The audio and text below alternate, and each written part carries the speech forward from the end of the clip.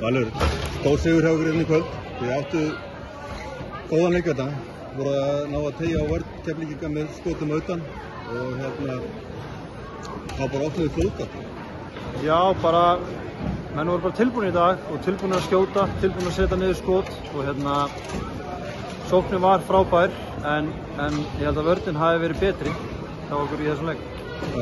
Annað sem að maður hjá eftir var það, þú veist að hann hafi verið að gæma upp í stúk og svona og kannski ekki beint verið að einbeita sér að leiknum sem hefur verið svona veikleiki, skilur við, þegar þú ert í þess að það komin á þetta sviði, þá er þetta svona líka sálrænt.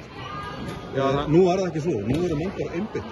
Það eru lítið verið að gæma, bara verið að spila. Er þetta eitthvað sem var búið að ræða? Já, klálega. Við ætlum að taka alla okkar orku og setja hana inn á gólfið, bara að einbeita okkur að spila körfubolta.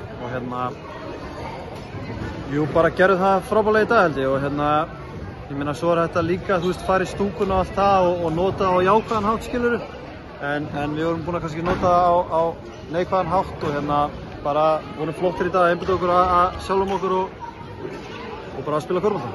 Já, nákvæmlega. Þeir voru með 26% skotendingu og voru þetta ekki langt frá okkur í fyrri hálfleik.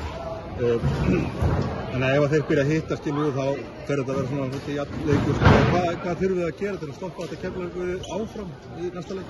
Bara svona svipað við vorum að gera í dag kannski. Ég held að í fyrri hálfleika náðum við ekki alveg að brjóta frá okkur og komum við 15 yfir hana og vorum að gera klaufaleg mistök, gáðum við villu, bara fór á línuna, við vorum með 14 víti í fyrri hálfleik og það var svona kannski það sem hélt þeim inn í leiknum í fyrri hálfleik fannst mér og bara taka það sem við gerum vel úr þessum leik og koma með það í næsta, bara orkan á það sem við vorum með var bara frábært. Ég held að það. Já, annað eins og við talum orkuna, Kane var komið 4 villur og sat í byrjun 4.